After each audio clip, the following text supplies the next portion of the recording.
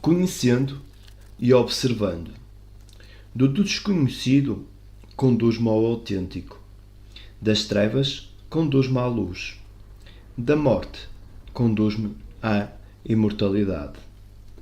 Brihad Arayanka Upanishad.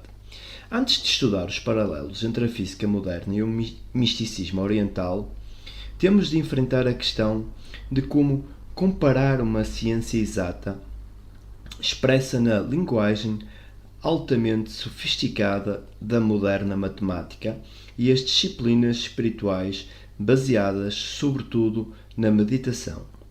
Frisar que os seus discernimentos não podem ser comunicados verbalmente. O que queremos comparar são as afirmações feitas por cientistas e místicos orientais acerca do seu conhecimento do mundo. Para estabelecer a correta grelha comparativa, temos de nos perguntar, em primeiro lugar, de que tipo de conhecimento estamos a falar. Entende o monge budista de Angkor Wat ou de Kyoto por conhecimento, o mesmo que o físico de Oxford ou Berkeley? Em segundo lugar, que tipo de afirmações vamos comparar? Que vamos selecionar dos dados experimentais, equações e teorias, de um lado, e das escrituras religiosas, mitos antigos ou tratados filosóficos, de outro. Este capítulo pretende tornar claros estes dois pontos: a natureza do conhecimento envolvido e a linguagem na qual este conhecimento é expresso. Tem sido reconhecido ao longo da história que a mente humana é capaz de dois tipos de conhecimento, ou dois modos de consciencialização, designados muitas vezes por racional e intuitivo, e têm tradicionalmente sido associados com ciência e religião, respectivamente. No Ocidente, o tipo de conhecimento intuitivo religioso é frequentemente desvalorizado em favor do conhecimento racional científico, enquanto que a tradicional atitude oriental é geralmente a oposta. As afirmações seguintes sobre o conhecimento de dois grandes pensadores no Ocidente e do Oriente tipificam as duas posições. Sócrates, na Grécia, preferiu a famosa afirmação: só sei que nada sei. E Lao Tzu, na China, disse: não saber que se sabe é melhor. No Oriente, os valores atribuídos aos dois tipos de conhecimento são muitas vezes perceptíveis pelos nomes atribuídos a cada um. A Upanishad, por exemplo, fala de um conhecimento mais elevado e de outro mais limitado, e associa este último a variadas ciências, o mais elevado à tomada de consciência religiosa. Os budistas falam de conhecimento relativo e absoluto, ou de verdade condicional e verdade transcendente. A filosofia chinesa, por outro lado, realçou sempre a natureza complementar do intuitivo e do racional e apresentou-os pelo arquétipo Yin e Yang, que forma a base do pensamento chinês. Em conformidade, duas tradições filosóficas complementares, taoísmo e confucionismo, desenvolveram-se na antiga China para lidar com os dois tipos de conhecimento. O conhecimento racional deriva da experiência que temos com os objetos e acontecimentos no meio do nosso dia-a-dia. Pertence ao domínio do intelectual, cuja função é discriminar, dividir, comparar, medir e categorizar. Deste modo, é criado um mundo de distinções intelectuais, de contrários que só podem existir como relações entre si, razão pela qual os budistas chamam este tipo de conhecimento relativo. A abstração é a característica crucial deste conhecimento, já que, com vista a comparar e classificar a imensa variedade de formas, estruturas e fenómenos que nos rodeiam, não podemos tomar as suas características em conta, mas selecionar algumas significativas. Assim, construímos um mapa intelectual da realidade, onde as coisas são reduzidas às suas características mais salientes. O conhecimento racional é, portanto, um sistema de conceitos abstratos e símbolos, caracterizado pela estrutura sequencial, linear, típica da nossa maneira de pensar e dizer. Na maioria das línguas, esta estrutura linear tornou-se explícita pelo uso de alfabetos que servem para comunicar a experiência e o pensamento em longas linhas de caracteres. O mundo natural, por outro lado, é infinitamente variado e complexo, de uma multidimensionalidade que não contém linhas retas ou formas complementares regulares, onde as coisas não acontecem sequencialmente, mas ao mesmo tempo. Um mundo onde, como a física moderna nos diz, até o espaço é curvo. É óbvio que o nosso sistema abstrato de pensamento conceptual não pode descrever ou entender completamente esta realidade. Ao pensar no mundo, somos confrontados com o mesmo tipo de problema do cartógrafo, que tenta cobrir a fase curva da Terra com uma sequência de mapas planos. Só podemos esperar deste procedimento uma representação aproximada da realidade e todo o conhecimento racional é, portanto, necessariamente limitado. O domínio do conhecimento racional é, obviamente, o da ciência que mede e quantifica, classifica e analisa. As limitações de qualquer conhecimento obtido por estes métodos tornaram-se crescentemente notados na ciência moderna, que nos ensinou, nas palavras de Werner Heisenberg, que todas as palavras ou conceitos, por mais claros que possam parecer, têm apenas um campo de aplicação limitado. Para a maioria de nós é muito difícil estar a todo momento consciente das limitações e da relatividade do conhecimento conceptual, porque a nossa representação da realidade é muito mais fácil de alcançar que a própria realidade. Tendemos a confundir as duas e tomar os nossos conceitos e símbolos pela realidade. Um dos principais objetivos do misticismo oriental é desembaraçar-nos desta confusão. Os budistas Zen dizem que um dedo é necessário para apontar a lua, mas que não nos devemos preocupar com o dedo uma vez reconhecendo a lua. O sábio taoísta Zhuang Tzu escreveu: os cestos de pescar são utilizados para apanhar peixe, mas uma vez apanhado, os homens esquecem os cestos. As armadilhas são utilizadas para caçar lebres, mas uma vez apanhadas, os homens esquecem as armadilhas. As palavras são empregos para traduzir ideias, mas quando as ideias são atingidas, os homens esquecem as palavras. No Ocidente, o semântico Alfred Korzybski fez precisamente o mesmo com o seu poderoso slogan: o mapa não é o território. O que ocupa os místicos orientais é a experiência direta da realidade, que transcende não só o pensamento intelectual, mas também a percepção sensorial. Nas palavras do Upanishad, o que não tem som, toque, forma, perceptibilidade, bem como sabor, constância, cheiro, sem princípio, sem fim maior que o grande estável, alcançando isso, libertamo-nos da boca da morte. O conhecimento vem de uma tal experiência, é denominado conhecimento absoluto pelos budistas, porque não confia nas discriminações, abstrações e classificações do intelecto que, tal como vimos, são sempre relativas e aproximadas.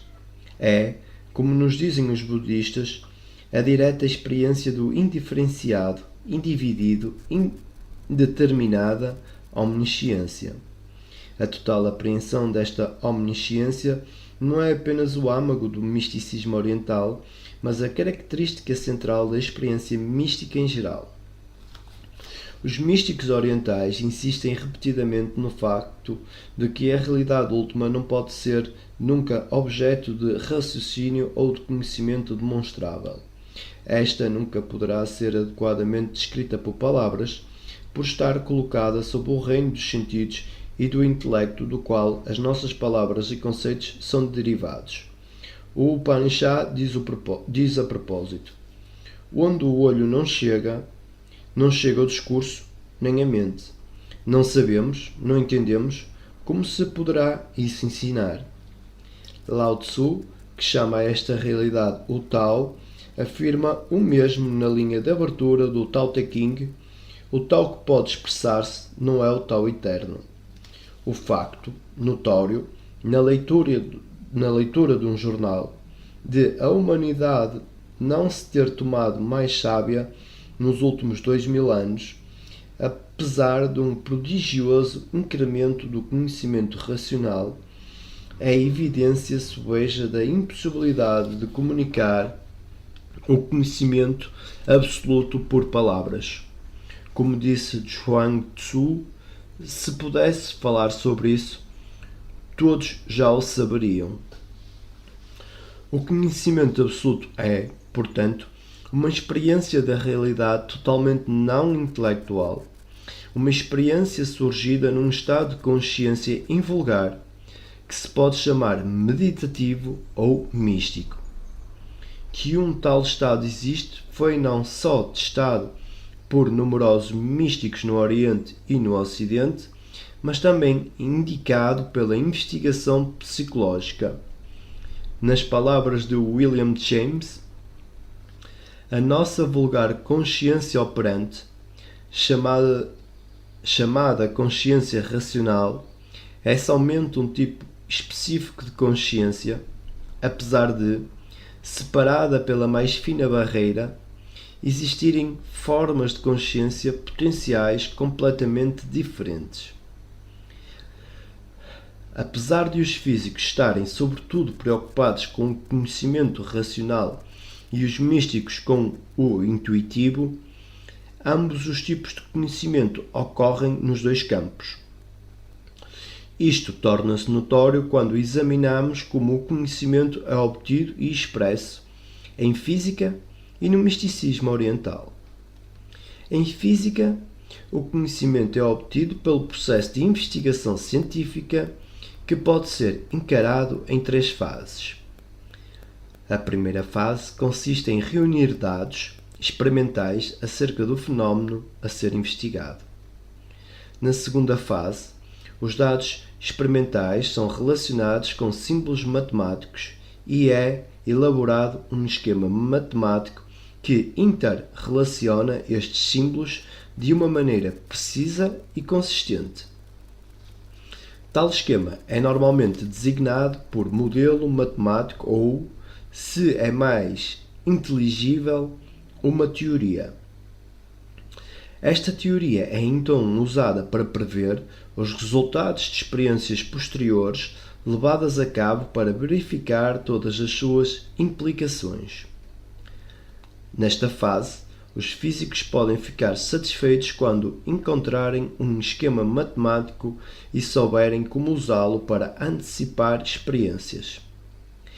Eventualmente podem, no entanto, querer conversar acerca dos seus resultados com não-físicos e terão, nessa conformidade, de exprimir-se em linguagem neutra. Isto significa que terão de formular um modelo em linguagem vulgar que traduza o seu esquema matemático. Mesmo para os físicos, a formulação de um tal modelo verbal, que constitui a terceira fase da investigação, será uma medida do entendimento a que chegaram. Na prática, claro, as 3 fases não são nitidamente separadas e não ocorrem sempre pela mesma ordem. Por exemplo, um físico pode ser conduzido a um modelo determinado por uma convicção filosófica por ele sustentada, na qual pode continuar a acreditar, mesmo quando surgem provas experimentais contrárias. Tenderá então, e isto acontece muito frequentemente, modificar o seu modelo de modo a harmonizar-se com as novas experiências. Mas se o resultado experimental continuar a contradizer o modelo, provavelmente ver-se-á obrigado a abandoná-lo. Este modo de fundamentar experimentalmente todas as teorias é conhecido como método científico e, como veremos, tem a sua contrapartida na filosofia oriental. A filosofia grega era, ao contrário, profundamente diferente a este respeito. Apesar dos filósofos gregos terem ideias extremamente elaboradas acerca da natureza, por vezes bastante próximas dos modernos modelos científicos, a grande diferença entre os dois é a atitude empírica da ciência moderna, estranha ao pensamento grego. Os gregos obtinham os seus modelos dedutivamente de alguns axiomas ou princípios fundamentais e não indutivamente, a partir do que foi observado. A arte grega da lógica e do raciocínio dedutivo é, no entanto, um ingrediente essencial na segunda fase da investigação científica, a formulação de um modelo matemático consistente e, portanto, uma parte fundamental da ciência. Conhecimento e atividades racionais constituem certamente a parte mais significativa da investigação científica, mas não a esgotam. A parte racional da investigação seria, de fato, inútil se não fosse completada pela intuição, credora de novos discernimentos e da criatividade dos cientistas. Estes discernimentos tendem a surgir repentinamente e, caracteristicamente, não quando se está sentado à secretária a resolver as equações, mas em situações de descontração, no banho, durante um passeio pelo campo, na praia, etc. Durante estes períodos de descontração, depois de atividade intelectual absorvente, o espírito intuitivo parece descolar e pode produzir os discernimentos clarificadores súbitos que dão tanto prazer e encanto à investigação científica.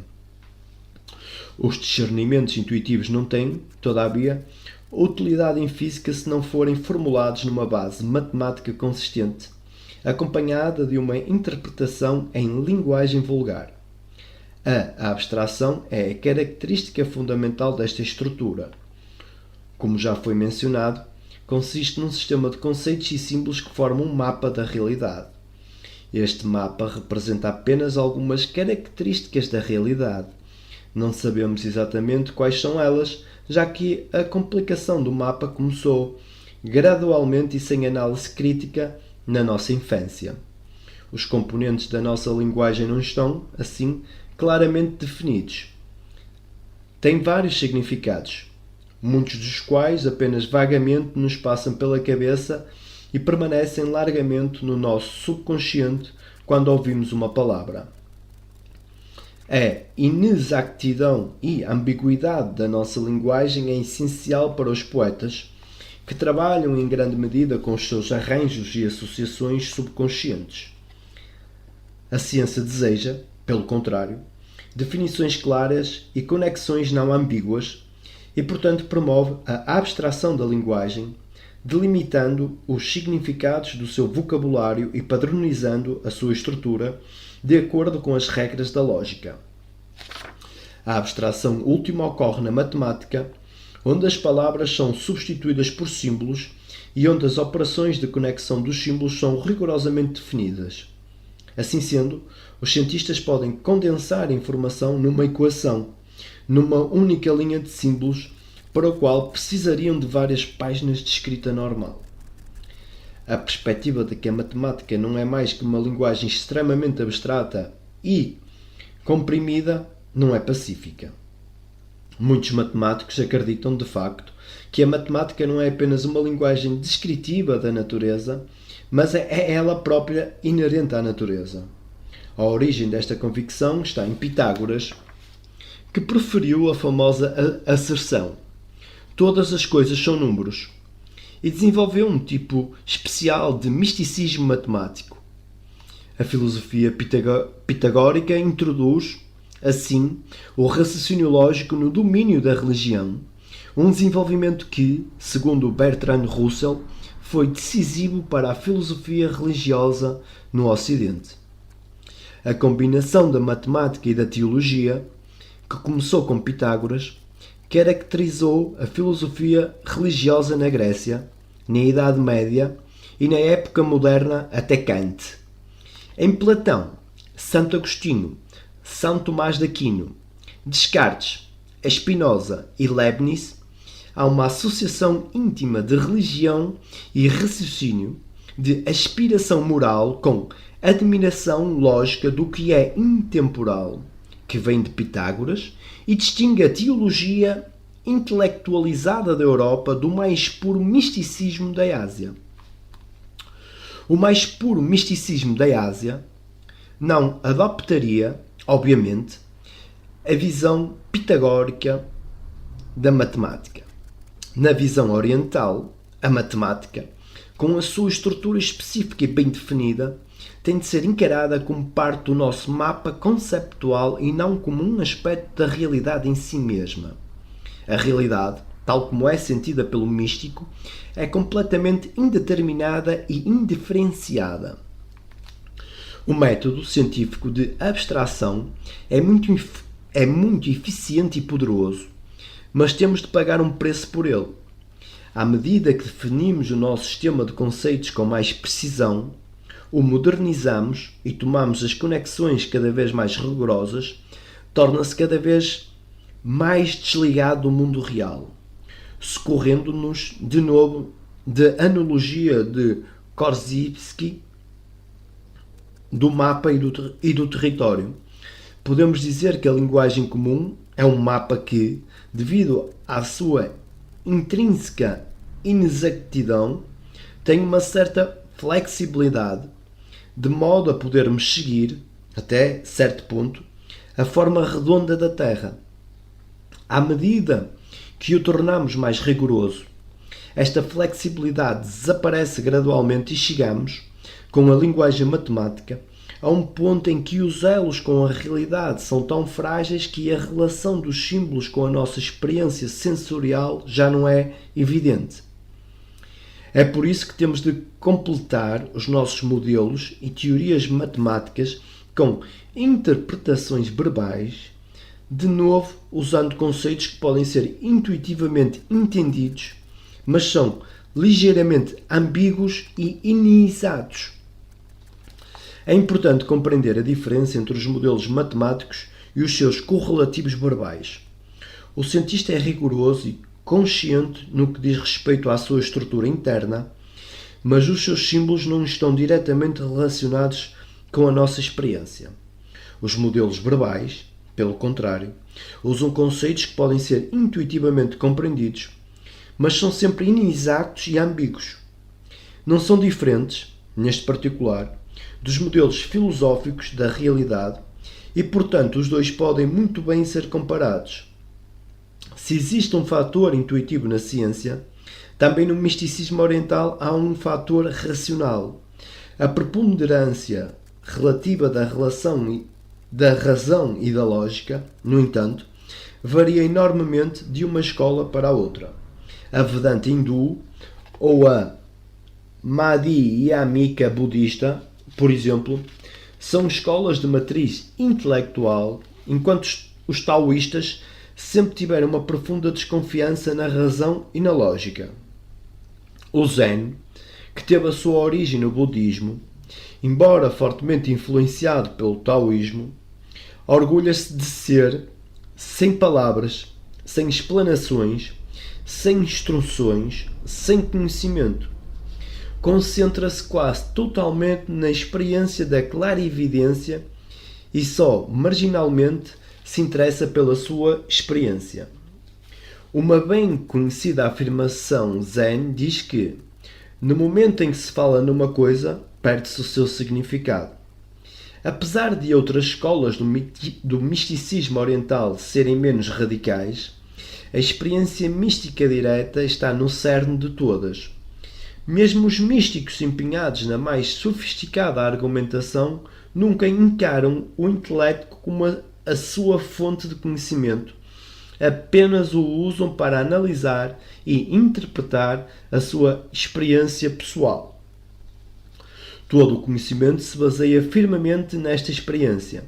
conferindo assim às tradições orientais um forte acento empírico, sempre enfatizado pelos seus seguidores. Suzuki, por exemplo, escreve do budismo: a experiência pessoal é a base da filosofia budista. Neste sentido, o budismo é o empirismo radical ou experimentalismo, apesar do tardio desenvolvimento dialético para esclarecer o significado da experiência de clarividência. Joseph Needham destaca repetidamente a atitude empírica dos taoístas no seu trabalho Science and Civilization in China e assaca a esta atitude a razão de o taoísmo ser a base da ciência e tecnologias chinesas. Os primeiros filósofos taoístas, nas palavras de Needham, retrocederam ao ermo, às florestas e às montanhas, para aí meditar sobre a ordem da natureza e observar as suas inumeráveis manifestações. O mesmo espírito se reflete nos versos Zen. Aquele que quer entender o significado de Buda tem de estar atento às estações e às relações causais.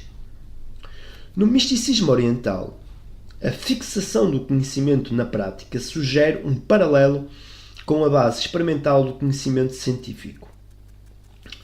Este paralelo é ainda reforçado pela natureza da experiência mística. Nas tradições orientais, esta é descrita como uma visão direta, alheia ao domínio intelectual e resultante mais da atenção que do raciocínio, do olhar interior de cada um, de observação. No taoísmo, esta noção de observação corporiza-se na designação dos templos taoístas. Quan, que originalmente significava olhar, consideravam, deste modo, os templos como lugares de observação. No budismo de Shan, a versão chinesa Zen, o discernimento é frequentemente encarado como a visão do Tao, e a contemplação é considerada como a base de conhecimento em todas as escolas budistas.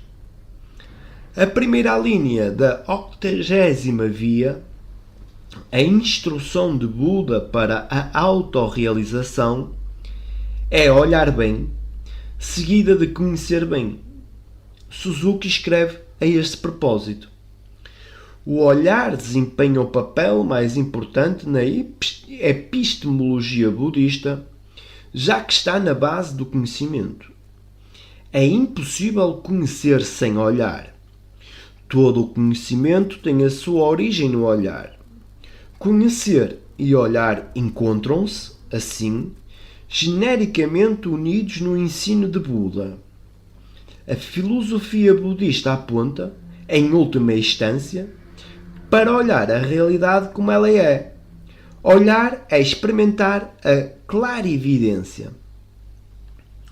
Esta passagem é também uma reminiscência do místico Yaqui Don Juan, que diz: a minha predileção é olhar, porque só olhando pode um homem de conhecimento conhecer. Uma chamada de atenção deve, talvez, ser aqui acrescentada. A ênfase do olhar nas tradições místicas não deve ser tomada demasiado à letra, mas tem de ser entendida num sentido metafórico, já que a apreensão mística da realidade é essencialmente não sensorial. Quando os místicos orientais falam de olhar, referem-se a um modo de percepção que pode incluir a visual, que transcende sempre e, essencialmente, para se tornar numa apreensão não sensorial da realidade. O que realçam quando se referem a olhar ver ou observar é, no entanto, o carácter empírico do seu conhecimento. Esta tendência empírica da filosofia oriental é fortemente reminiscente da ênfase da observação na ciência e fornece-nos, deste modo, uma base para a nossa comparação. A fase experimental na investigação científica parece corresponder ao discernimento direto do misticismo oriental e os modelos e teorias científicas aos vários modos de interpretação destes discernimentos. O paralelo entre as experiências científicas e as práticas místicas pode parecer surpreendente face à natureza muito diferente destes modos de observação. Os físicos realizam experiências envolvendo um elaborado trabalho de equipa e uma tecnologia altamente sofisticada, ao passo que os místicos obtêm o seu conhecimento unicamente pela introspecção, sem quaisquer máquinas, na privacidade da meditação. As experiências científicas, além do mais, parecem ser produzíveis em qualquer momento e por qualquer pessoa, ao passo que as práticas místicas parecem estar reservadas a alguns indivíduos em ocasiões especiais. Um exame mais atento revela, não obstante, que as diferenças entre os dois tipos de observação se encontram apenas na sua aproximação e não na sua íntima idiosincrasia ou complexidade. Quem pretende repetir uma experiência em física subatómica moderna tem de se submeter a muitos anos de aprendizagem. Só então estará apto a indagar a natureza sobre uma questão específica pela via experimental e a entender a resposta. Uma profunda experiência mística requer, muitas vezes, similarmente, muitos anos de aprendizagem junto de um mestre experimentado que, tal como na preparação científica, não é por si garantia de êxito. Se o estudante o consegue, estará, no entanto, apto a repetir a experiência. A repetibilidade é, com efeito, essencial a qualquer aprendizagem mística. A experiência mística não é, portanto, mais singular que uma experiência em física moderna. Não é, por outro lado, menos sofisticada, apesar de a sua sofisticação ser de um tipo muito diferente. A complexidade e eficiência do aparato técnico-físico é acompanhado, se não ultrapassado, pelo da consciência mística em termos físicos e espirituais, em profunda meditação. Os cientistas e os místicos desenvolveram, pois, métodos altamente sofisticados de observação da natureza, inacessíveis às pessoas comuns. Uma página de um periódico de física experimental moderna será tão misteriosa para o não iniciado como uma mandala tibetana. São ambos registros de indagações da natureza do universo. Apesar das experiências místicas profundas não ocorrerem, em geral, sem longa preparação, discernimentos intuitivos diretos são experimentados por todos nós na nossa vida cotidiana.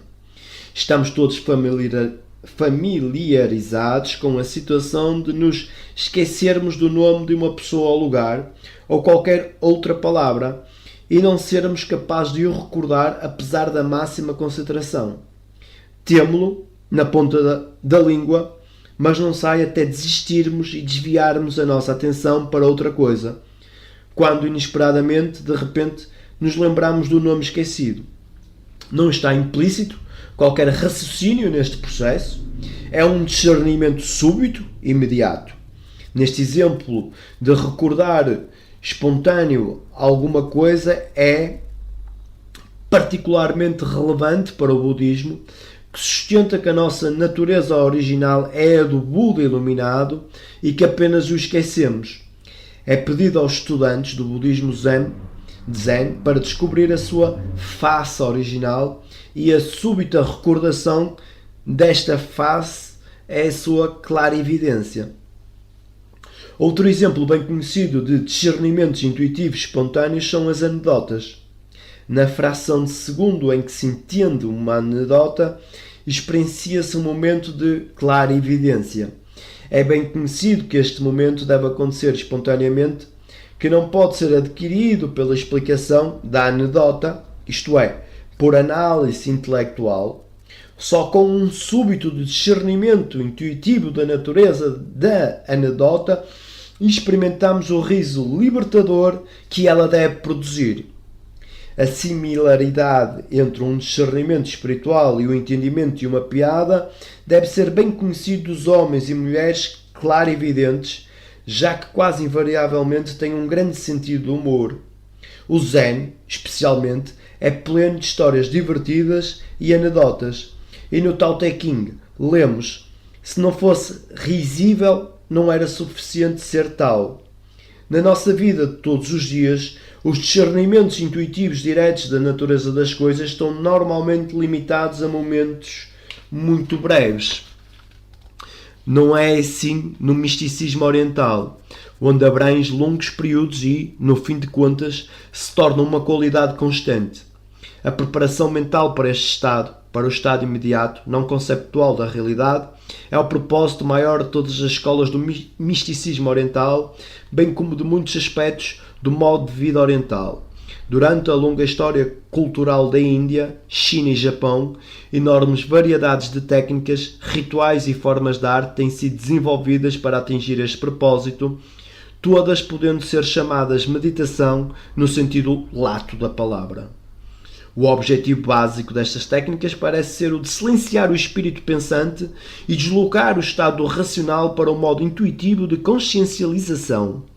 Este silenciar do espírito racional é conseguido em muitas formas de meditação, pela concentração da atenção num único dado, como a respiração de cada um, o som de um mantra ou uma imagem de uma mandala. Outras escolas centram a atenção nos movimentos corporais que têm de ser efetuados espontaneamente sem a interferência de qualquer pensamento. Este é o método do yoga hindu e do tai chi chuan taoísta. Os movimentos rítmicos destas escolas podem conduzir à mesma sensação de paz e serenidade que é característica das mais estáticas formas de meditação. Uma sensação que pode, incidentalmente, ser também evocada por alguns desportos. Pela minha experiência, por exemplo, esquiar tem sido uma forma de meditação altamente recompensadora. As formas de arte orientais são, do mesmo modo, formas de meditação. Não são tanto meios de expressão das ideias artísticas, mas meios de autorrealização pelo desenvolvimento do modo intuitivo de consciencialização.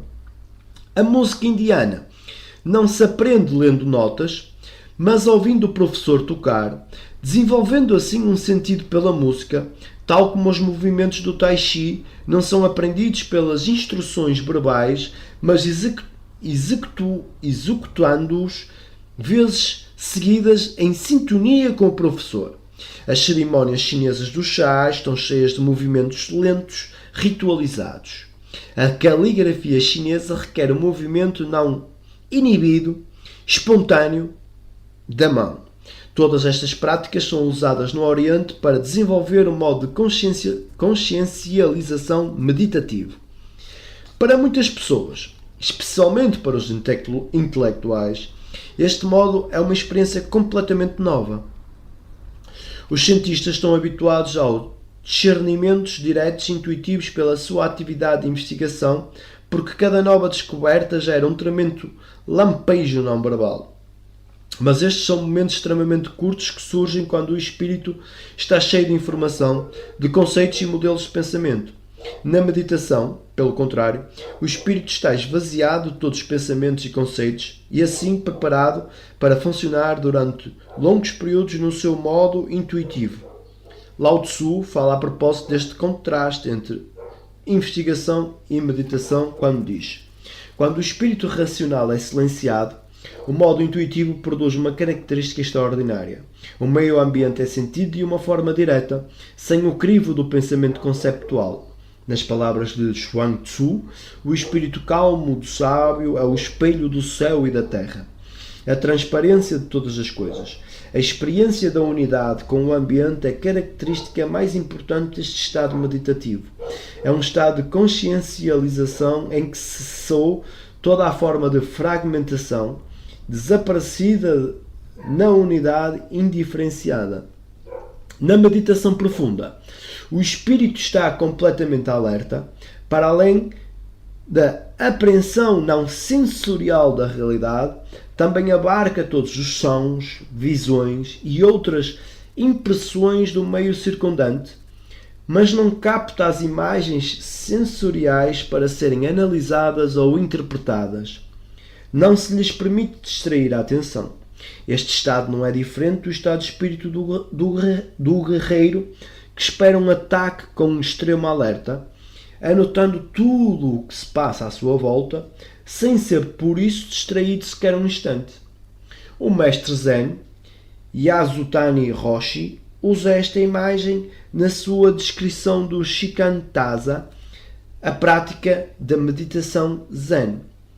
Shikantaza é um estado elevado de consciência onde não se está tenso nem preocupado e certamente nunca indiferente. É o estado de espírito de alguém que encara a morte. Imaginemos que está envolvido num duelo de samurais similar aos que se realizavam no antigo Japão.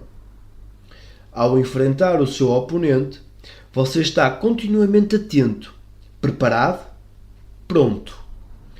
Quando menospreza, ainda que momentaneamente, a sua vigilância, será derrubado no mesmo instante. Uma multidão junta-se para assistir à contenda, já que não está cego. Você vê-os pelo canto do olho, e porque não está surdo, ouve-os. Mas nem por um instante a sua mente é absorvida por estas impressões sensoriais. Pela semelhança existente entre o estado meditativo e o estado de espírito de um guerreiro, a imagem deste desempenha um papel importante na vida espiritual e cultural do Oriente. O palco favorito para o texto religioso indiano, o Bhagavad Gita, é um campo de batalha e as artes marciais constituem uma parte importante das culturas tradicionais da China e do Japão. No Japão, a forte influência zen na tradição do samurai deu lugar ao que é conhecido como Bushido, a ética do guerreiro, uma arte de esgrimar onde a espiritualidade do esgrimista atinge a mais elevada perfeição. O Tai Chi Chuan, que foi considerado como a principal arte marcial taoísta na China, combina movimentos iógicos, lentos e rítmicos, com um estado de alerta total do espírito do guerreiro num único sentido. O misticismo oriental baseia-se em discernimentos diretos da natureza da realidade e a física na observação dos fenómenos naturais em experiências científicas. Em ambos os campos, as observações são posteriormente interpretadas e esta é muito frequentemente transmitida por palavras, já que as palavras são sempre um mapa abstrato e aproximado da realidade. As interpretações verbais de uma experiência científica ou de um discernimento místico são necessariamente imprecisas e incompletas.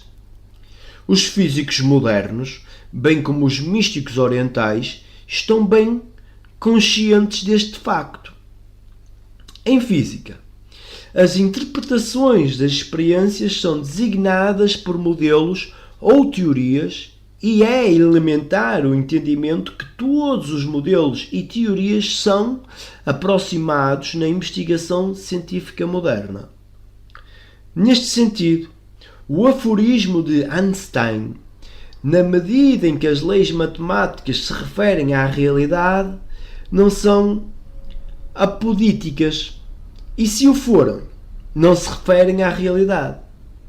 Os físicos sabem que os seus métodos de análise e raciocínio lógico não podem explicar o mundo dos fenómenos naturais de uma só vez. E por isso destacam um conjunto determinado de acontecimentos e tentam construir um modelo descritivo deste grupo. Ao proceder deste modo, negligenciam outros fenómenos e o modelo não fornecerá, por isso, uma descrição completa da verdadeira situação. Os fenómenos que não são tomados em conta podem ter um efeito tão pequeno que a sua inclusão não alteraria a teoria significativamente, ou, ao contrário, podem ser negligenciados simplesmente porque são desconhecidos a quando da elaboração da teoria. Para ilustrar estes pontos, atentemos num dos modelos mais conhecidos em física, a mecânica clássica de Newton. Os efeitos da resistência ou fricção do ar, por exemplo, não são geralmente tomados em consideração neste modelo, porque são habitualmente negligenciáveis. Mas para além de omissões deste tipo, a mecânica newtoniana foi considerada há muito tempo a teoria última para a descrição de todos os fenómenos naturais, até os fenómenos elétricos e magnéticos, que não caberiam na teoria de Newton serem descobertos. A descoberta destes fenómenos mostrou que o modelo era incompleto, que só podia ser aplicado a um grupo limitado de fenómenos, essencialmente ao movimento dos corpos sólidos. Estudar um grupo limitado de fenómenos pode também significar estudar um pequeno conjunto de propriedades, que pode ser outra razão para a teoria ser aproximada. Este aspecto de aproximação é bastante sutil porque nunca se sabe de antemão onde estão as limitações de uma teoria. Só a experiência o pode dizer. Deste modo, foi desgastada a imagem da mecânica clássica quando a física do século XX apontou as suas limitações essenciais. Atualmente sabemos que o modelo newtoniano é apenas válido para objetos constituídos por um largo número de átomos e só para velocidades pequenas, comparadas com a velocidade da luz. Quando a primeira condição não se verifica, a mecânica clássica tem de ser substituída pela teoria quântica. Quando a segunda condição não é satisfeita, tem de ser aplicada a teoria da relatividade. Isto não significa que o modelo de Newton é errado, ou que a teoria quântica e a teoria da relatividade estão certas. Todos estes modelos são aproximações válidas para um certo número de fenómenos. Para além deste cômputo, já não fornecem uma descrição satisfatória da natureza e novos modelos têm de ser encontrados para os substituir, ou melhor dizendo, para os alargar, promovendo a sua aproximação. Especificar as limitações de um dado modelo é frequentemente uma das mais difíceis e, no entanto, uma das mais importantes tarefas na sua construção. Segundo Geoffrey Shaw, cuja teoria da armadilha será discutida em pormenor mais adiante, é essencial que se questione sempre logo que um determinado modelo ou teoria funciona. Por que funciona? Quais são os limites do modelo? Qual o grau de aproximação possível? Estas perguntas são vistas por Shaw como o primeiro passo em direção ao progresso. Os místicos orientais estão, de igual modo, bem conscientes do fato de todas as descrições verbais da realidade serem inexatas e incompletas. A experiência direta da realidade transcende o reino do pensamento e linguagem e, já que o misticismo se baseia numa tal experiência direta, tudo o que possa ser dito a propósito só em parte pode ser verdade. Em física, a natureza aproximada de todas as afirmações é quantificada e o progresso faz melhorando as aproximações em muitos passos sucessivos. Como é que lidam, então, as tradições orientais com o problema da comunicação verbal?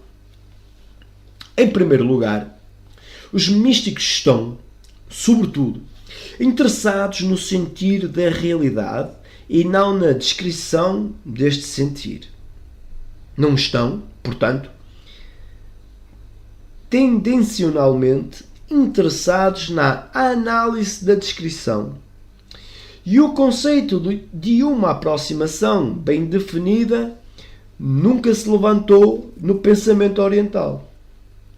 Se, por outro lado, os místicos orientais querem comunicar a sua experiência, são confrontados com as limitações da linguagem.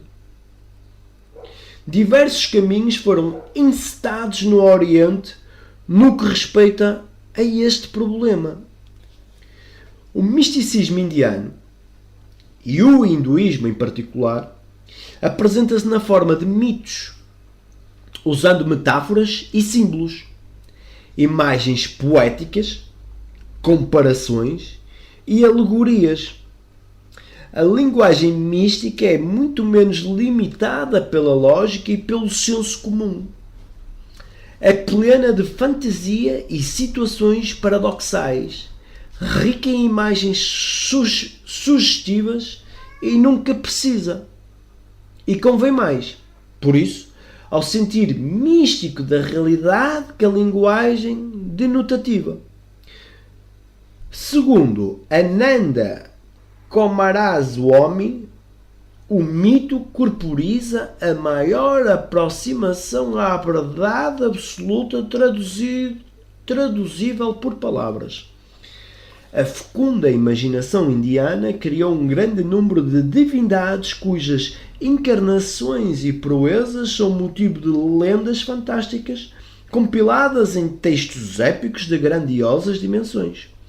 O hindu, com conhecimentos profundos, sabe que todos estes deuses são criações do espírito, imagens místicas simbolizadoras das múltiplas fases da realidade. Por outro lado, sabe também que esta panóplia não foi criada para tornar as histórias mais atraentes, mas antes funcionam como veículos essenciais para suportar as doutrinas de uma filosofia alicerçada na experiência mística.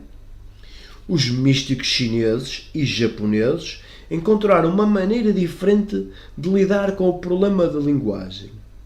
Em vez de tornar agradável a natureza paradoxal da realidade através dos símbolos e imagens míticas, preferem frequentemente acentuá-la pelo uso da linguagem factual.